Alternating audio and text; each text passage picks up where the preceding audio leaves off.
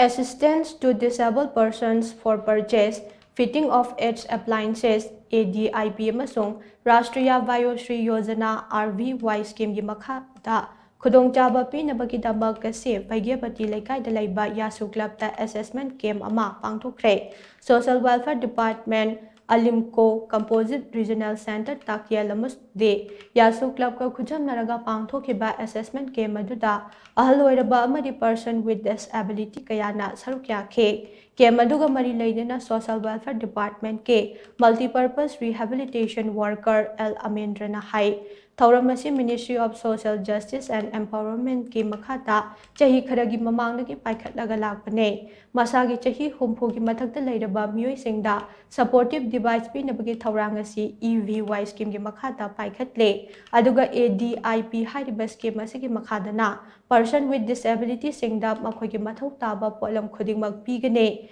scheme ani asigi khudongchaba sing miyamda phanganaba ngasigi assessment camp asi pangthokpane camp asidagi fanglakpa report mari leinaba singda thaduna makhoina mathau taba polam sing adu amuk pirakane madugi matungda polam sing yenthokpagi camp amaso makhatana pangthorakani haina Amarendrana makhata khe